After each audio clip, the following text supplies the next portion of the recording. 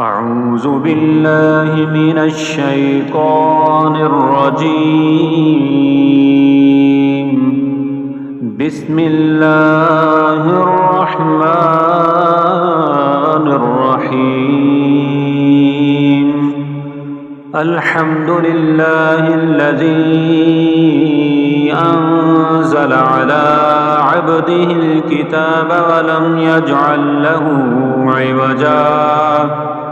قيما لينذر بأسا شديدا من لدنه ويبشر المؤمنين الذين يعملون الصالحات أن لهم أجرا حسنا ماكثين فيه أبدا وينذر الذين قالوا اتخذ الله ولدا ما لهم به من علم ولا لآبائهم كبرت كلمة تخرج من أفواههم إن يقولون إلا كذبا فلعلك باخع نفسك على آثارهم إن لم يؤمنوا بهذا الحديث أسفا إنا جعلنا ما على الأرض زينة لها لنبلوهم أيهم أحسن عملا وإنا لجاعلون ما عليها صعيدا جرزا أم حسبت أن أصحاب الكهف والرقيم كانوا من آياتنا عجبا إذ أوى الفتية إلى الكهف فقالوا ربنا آتنا من لدنك رحمة وهيئ لنا من أمرنا رشدا فضربنا على آذانهم في الكهف سنين عددا ثم بعثناهم لنعلم أي الحزبين أحصى لما لبثوا ومدى نحن نقص عليك نبأهم بالحق إنهم فتية آمنوا بربهم وزدناهم هدى وربطنا على قلوبهم إذ قاموا فقالوا ربنا رب السماوات والأرض لن ندعو من دونه إلها لقد قلنا إذا شططا هؤلاء قوم اتخذوا من دونه آلهة لولا يأتون عليهم بسلطان بين فمن أظلم ممن افترى على الله كذبا وإذ اعتزلتموهم وما يعبدون إلا الله فأووا إلى الكهف ينشر لكم ربكم من رحمته ويهيئ لكم من أمركم مرفقا وترى الشمس إذا طلعت تزاور عن كهفهم ذات اليمين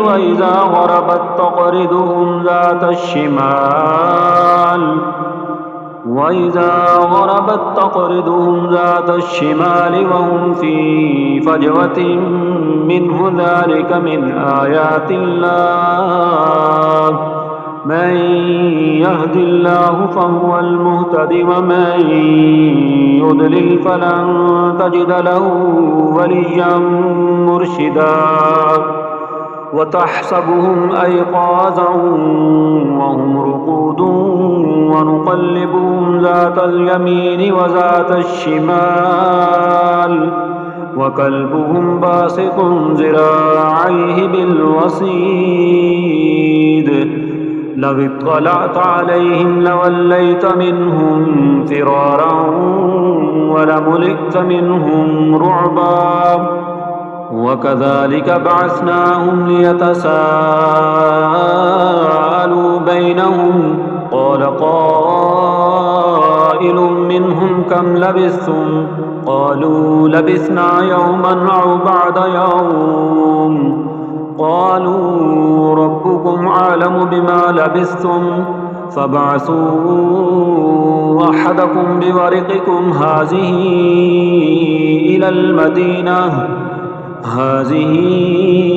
إلى المدينة فلينظر أيها أزكى طعاما فليأتكم برزق منه وليتلطف ولا يشعرن بكم أحدا إنهم إن يظهروا عليكم يرجموكم أو يعيدوكم في ملتهم ولن تفلحوا إذن أبدا وكذلك عسرنا عليهم ليعلموا أن وعد الله حق وأن الساعة لا ريب فيها إذ يتنازعون بينهم أمرهم فقالوا بنوا عليهم بنيانا ربهم أعلم بهم قال الذين غلبوا على أمرهم لنتخذن عليهم مسجدا سيقولون ثلاثة رابعهم كلبهم ويقولون خمسة سادسهم كلبهم رجما بالغيب ويقولون سبعة وثامنهم كلبهم قل ربي أعلم بعدتهم ما يعلمهم إلا قليل فلا تمار فيهم إلا مراء ظاهرا ولا تستفت فيهم منهم أحدا ولا تقولن لشيء إني فاعل ذلك غدا إلا أن يشاء الله واذكر ربك إذا نسيت وقل عسى أن يهديني ربي ليقرب من هذا رشدا ولبثوا في كهفهم 300 سنين وازدادوا 9 قل الله أعلم بما لبثوا له غيب السماوات والأرض أبصر به وأسمع ما لهم من دونه من ولي ولا يشرك في حكمه أحدا واتل ما أوحي إليك من كتاب ربك لا مبدل لكلماته ولن تجد من دونه ملتحدا واصبر نفسك مع الذين يدعون ربهم بالغداة والعشي يريدون وجهه ولا تعد عيناك عنهم تريد زينة الحياة الدنيا ولا تطع من أغفلنا قلبه عن ذكرنا واتبع هواه وكان أمره فرطا وقل الحق من ربكم فمن شاء فليؤمن ومن شاء فليكفر إنا أعتدنا للظالمين نارا أحاط بهم سرادقها وإن يستغيثوا يغاثوا بماء كالمهل يشوي الوجوه بئس الشراب وساءت مرتفقا إن الذين آمنوا وعملوا الصالحات إنا لا نضيع أجر من أحسن عملا أولئك لهم جنات عدن تجري من تحتهم الأنهار يحلون فيها من أساور من ذهب ويلبسون ثيابا خضرا من سندس واستبرق متكئين فيها على الأرائك نعم الثواب وحسنت مرتفقا واضرب لهم مثل الرجلين جعلنا لأحدهما جنتين من أعناب وحففناهما بنخل وجعلنا بينهما زرعا كلتا الجنتين آتت أكلها ولم تظلم منه شيئا وفجرنا خلالهما نهرا وكان له ثمر فقال لصاحبه وهو يحاوره أنا أكثر منك مالا وأعز نفرا ودخل جنته وهو ظالم لنفسه قال ما أظن أن تبيد هذه أبدا فما أظن الساعة قائمة ولئن رددت إلى ربي لأجدن خيرا منها منقلبا قال له صاحبه وهو يحاوره أكفرت بالذي خلقك من تراب ثم من نطفة ثم سواك رجلا لكن هو الله ربي ولا أشرك بربي أحدا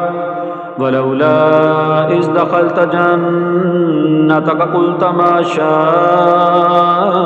الله لا قوة إلا بالله إن ترني أنا أقل منك مالا وولدا فعسى ربي أن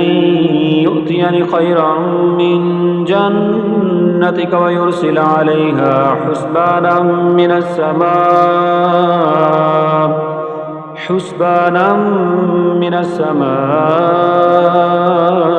فتصبح صعيدا زلقا أو يصبح ماؤها غورا فلن تستطيع له طلبا وأحيط بثمره فأصبح يقلب كفيه على ما أنفق فيها وهي خاوية على عروشها ويقول يا ليتني لم أشرك بربي أحدا ولم تكن له فئة ينصرونه من دون الله وما كان منتصرا هنالك الولاية لله الحق هو خير ثوابا وخير عقبا واضرب لهم مثل الحياة الدنيا كماء إن أنزلناه من السماء فاختلط به نبات الأرض فأصبح هشيما تزروه الرياح وكان الله على كل شيء مقتدرا المال والبنون زينة الحياة الدنيا والباقيات الصالحات خير عند ربك ثوابا وخير أملا ويوم نسير الجبال وترى الأرض بارزة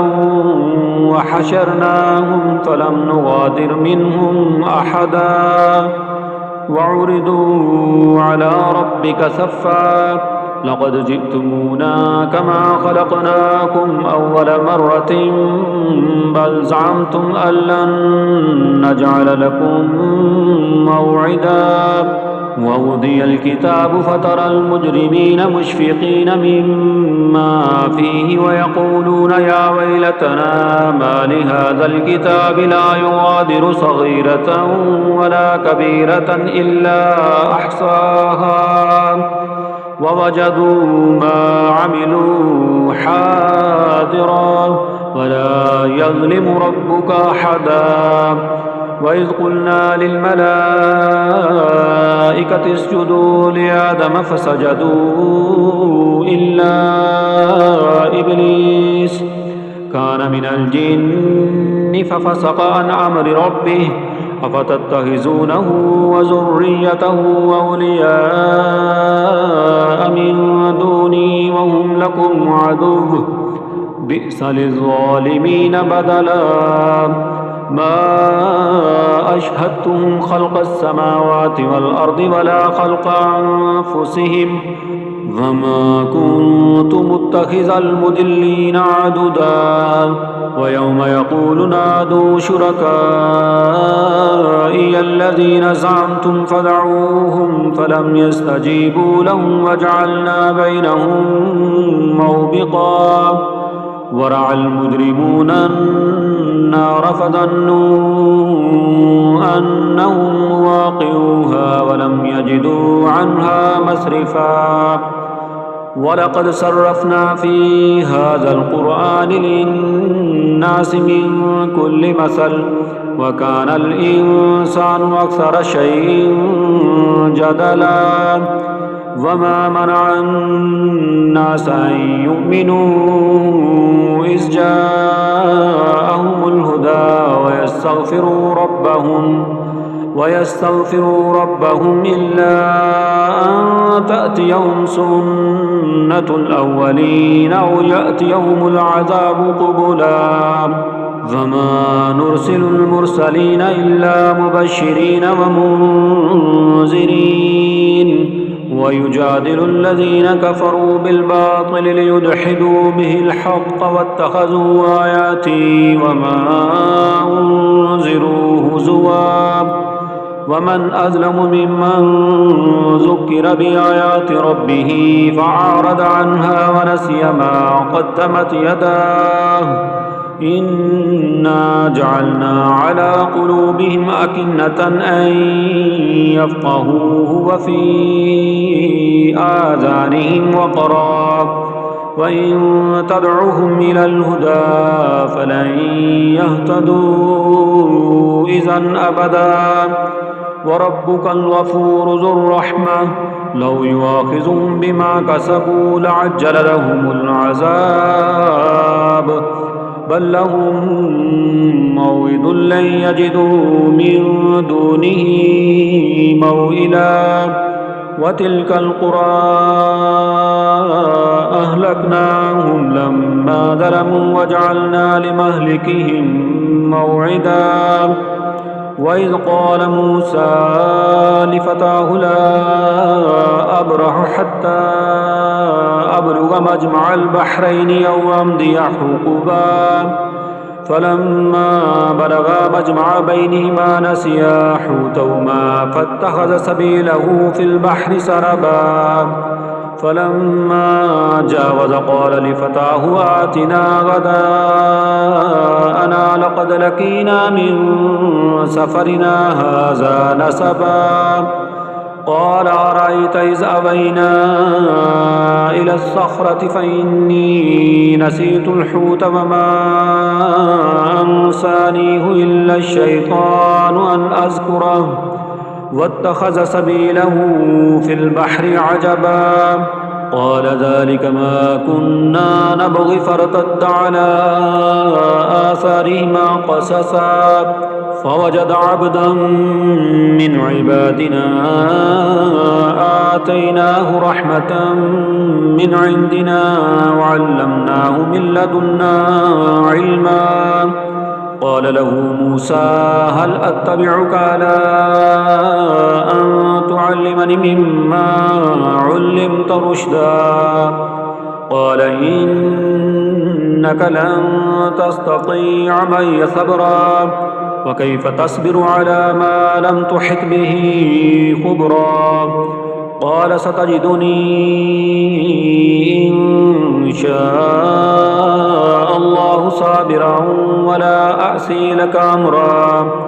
قال فإن اتبعتني فلا تسألني عن شيء حتى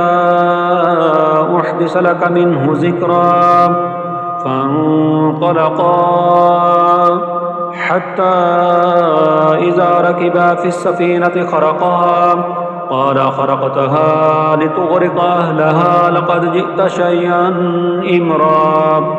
قال لم أقل لك إنك لن تستطيع معي صبرا قال لا تؤاخذني بما نسيت ولا ترهقني من أمري عسرا فانطلقا حتى إذا لقيا غلاما فقتله قال قتلت نفسا زكية بغير نفس لقد جئت شيئا نكرا قال لم أقل لك إنك لن تستطيع معي صبرا قال إن سألتك عن شيء بعدها فلا تصاحبني قد بلغت من لدني عذرا فانطلقا حتى إذا أتيا أهل قرية استطعما أهلها فأبوا أن يضيفوهما فوجد فيها جدارا يريد أن ينقض فأقامه قال لو شئت لاتخذت عليه أجرا قال هذا فراق بيني وبينك سأنبئك بتأويل ما لم تستطع عليه صبرا أما السفينة فكانت لمساكين يعملون في البحر فأردت أن أعيبها وكان وراءهم ملك يأخذ كل سفينة غصبا وأما الغلام فكان أبواه مؤمنين فخشينا أن يرهقهما طغيانا وكفرا فأردنا أن يبدلهما ربهما خيرا منه زكاة وأقرب رحما وأما الجدار فكان لغلامين يتيمين في المدينة وكان تحته كنز لهما وكان أبوهما صالحا فأراد ربك أن يبلغا أشدهما ويستخرجا كنزهما رحمة من ربك وما فعلته عن أمري ذلك تأويل ما لم تستطع عليه صبرا ويسألونك عن ذي القرنين قل سأتلو عليكم منه ذكرا إنا مكنا له في الأرض وآتيناه من كل شيء سببا فأتبع سببا حتى إذا بلغ مغرب الشمس وجدها تغرب في عين حمية ووجد عندها قوما قلنا يا ذا القرنين إما أن تعذب وإما أن تتخذ فيهم حسنا قال أما من ظلم فسوف نعذبه ثم يرد إلى ربه فيعذبه عذابا نكرا وأما من آمن وعمل صالحا فله جزاء الحسنى وسنقول له من أمرنا يسرا ثم أتبع سببا حتى إذا بلغ مطلع الشمس وجدها تطلع على قوم لم نجعل لهم من دونها سترا كذلك وقد أحطنا بما لديه خبرا ثم أتبع سببا حتى إذا بلغ بين السدين وجد من دونهما قوما لا يكادون يفقهون قولا قالوا يا ذا القرنين إن يعجوج ومأجوج مفسدون في الأرض فهل نجعل لك خرجا على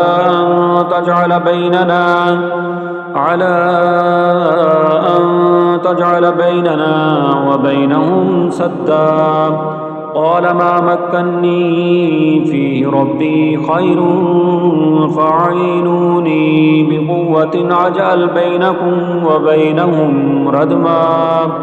آتوني زبر الحديد حتى إذا ساوى بين السدفين قال انفخوا حتى إذا جعله نارا قال آتوني أفرغ عليه قطرا فما استطاعوا أن يظهروه وما استطاعوا له نقبا قال هذا رحمة من ربي فإذا جاء وعد ربي جعله